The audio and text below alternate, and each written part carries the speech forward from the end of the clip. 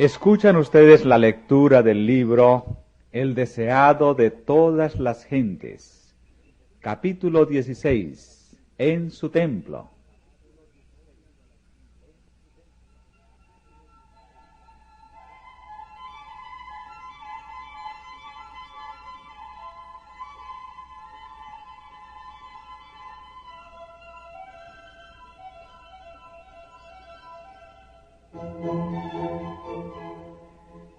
Después de esto, descendió a Capernaum él y su madre y hermanos y discípulos, y estuvieron allí no muchos días, y estaba cerca la Pascua de los judíos, y subió Jesús a Jerusalén.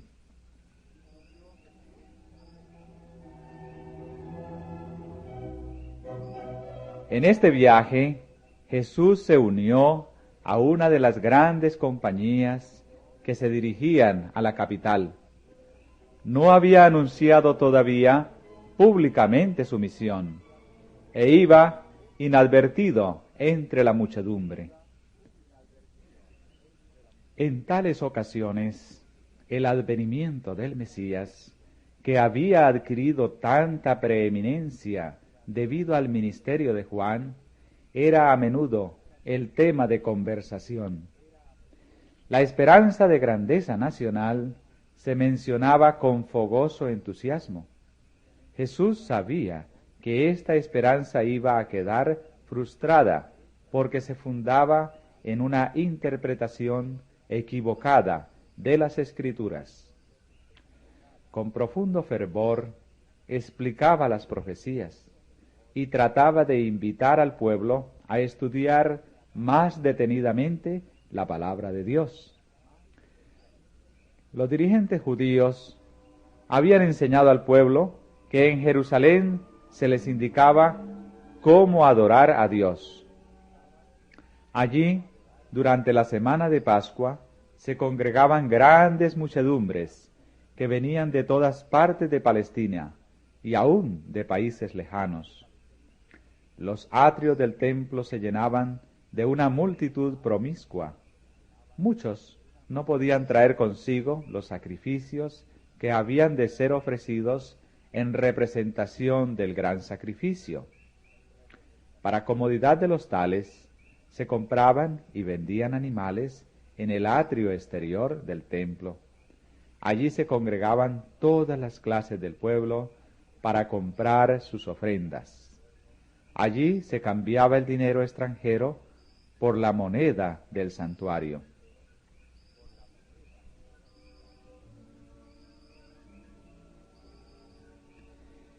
Se requería que cada judío pagase anualmente medio siclo como el rescate de su persona, y el dinero así recolectado se usaba para el sostén del templo. Además de eso, se traían grandes sumas como ofrendas voluntarias, que eran depositadas en el tesoro del templo, y era necesario que toda moneda extranjera fuese cambiada por otra que se llamaba el siclo del templo, que era aceptado para el servicio del santuario.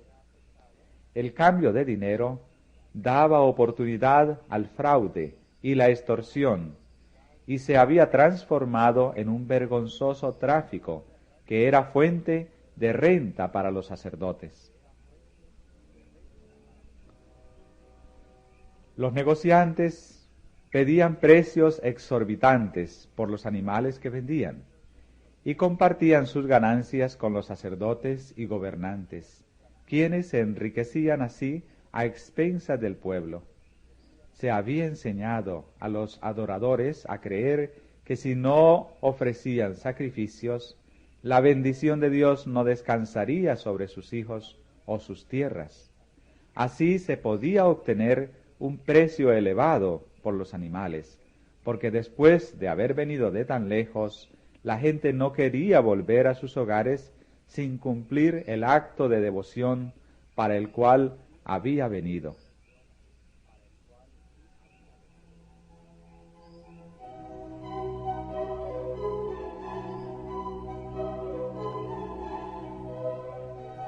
En ocasión de la Pascua, se ofrecía gran número de sacrificios y las ventas realizadas en el templo eran muy cuantiosas. La confusión consiguiente daba la impresión de una ruidosa feria de ganado, más bien que del sagrado templo de Dios. Podía oírse voces agudas que regateaban, el mugido del ganado vacuno, los balidos de las ovejas, el arrullo de las palomas, mezclado con el ruido de las monedas y de disputas airadas. La confusión era tanta que perturbaba a los adoradores, y las palabras dirigidas al Altísimo quedaban ahogadas por el tumulto que invadía el templo. Los judíos eran excesivamente orgullosos de su piedad. Se regocijaban de su templo y consideraban como blasfemia cualquier palabra pronunciada contra él. Eran muy rigurosos en el cumplimiento de las ceremonias relacionadas con él, pero el amor al dinero había prevalecido sobre sus escrúpulos. Apenas se daban cuenta de cuán lejos se habían apartado del propósito original del servicio instituido por Dios mismo.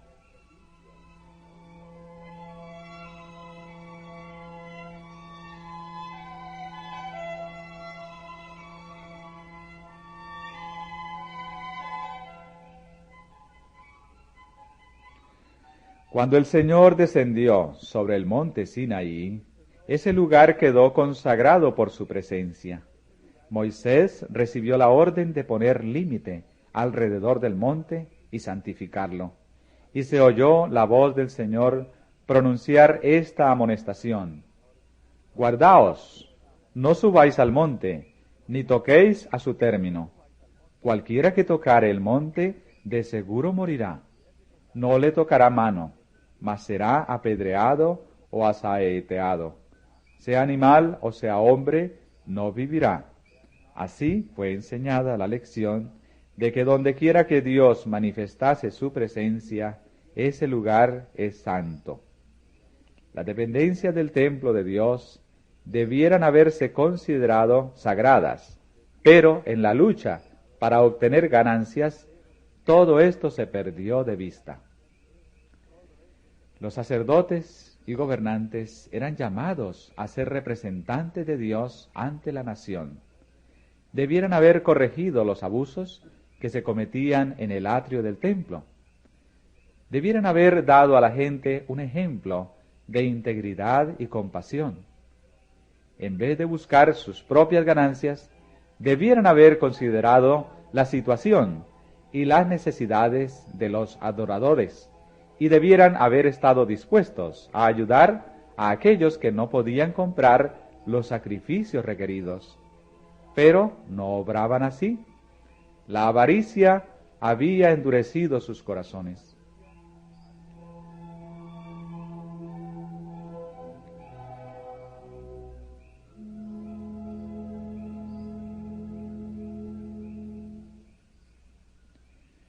Acudían a esta fiesta los que sufrían, los que se hallaban en necesidad y angustia.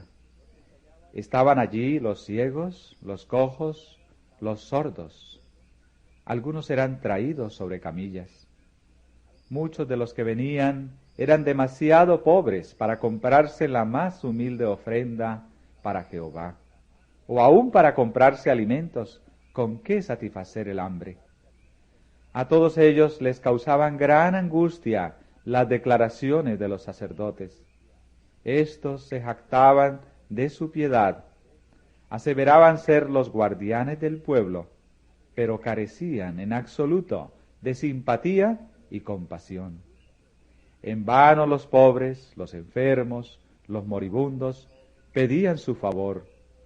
Sus sufrimientos no despertaban piedad en el corazón de los sacerdotes.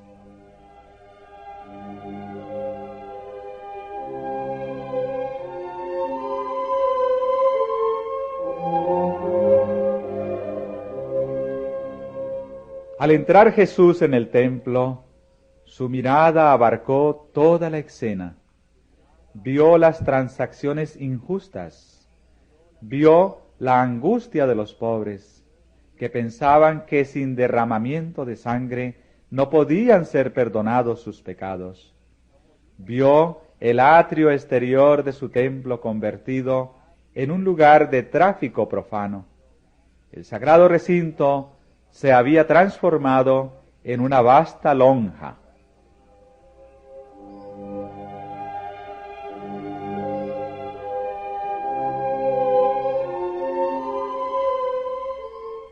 Cristo vio que algo debía hacerse. Habían sido impuestas numerosas ceremonias al pueblo, sin la debida instrucción acerca de su significado. Los adoradores ofrecían sus sacrificios sin comprender que prefiguraban al único sacrificio perfecto.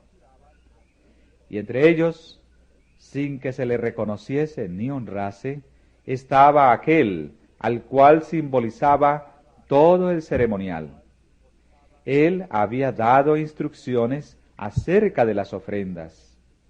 Comprendía su valor simbólico y veía que ahora habían sido pervertidas y mal interpretadas. El culto espiritual estaba desapareciendo rápidamente.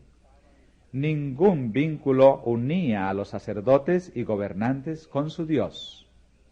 La obra de Cristo consistía en establecer un culto completamente diferente.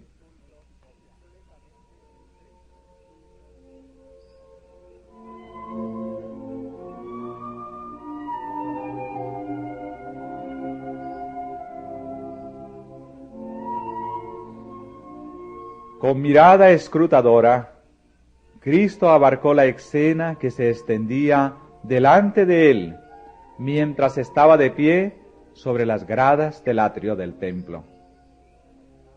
Con mirada profética vio lo futuro, abarcando no solo años, sino siglos y edades. Vio cómo los sacerdotes y gobernantes privarían a los menesterosos de su derecho y prohibirían que el Evangelio se predicase a los pobres. Vio cómo el amor de Dios sería ocultado de los pecadores y los hombres traficarían con su gracia. Y al contemplar la escena, la indignación, la autoridad y el poder se expresaron en su semblante. La atención de la gente fue atraída hacia él. Los ojos de los que se dedicaban a su tráfico profano se clavaron en su rostro. No podían retraer la mirada. Sentían que este hombre leía sus pensamientos más íntimos y descubría sus motivos ocultos.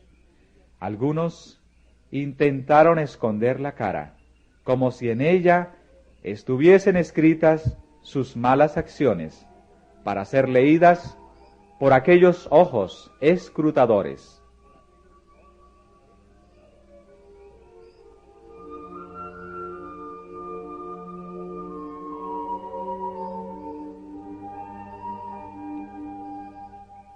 La confusión se acalló. Cesó el ruido del tráfico y de los negocios. El silencio se hizo penoso. Un sentimiento de pavor dominó a la asamblea. Fue como si hubiese comparecido ante el tribunal de Dios para responder de sus hechos. Mirando a Cristo, todos vieron la divinidad que fulguraba a través del manto de la humanidad. La majestad del cielo estaba allí como el juez que se presentará en el día final, y aunque no la rodeaba esa gloria que la acompañará entonces, tenía el mismo poder de leer el alma. Sus ojos recorrían toda la multitud, posándose en cada uno de los presentes. Su persona parecía elevarse sobre todos con imponente dignidad, y una luz divina iluminaba su rostro.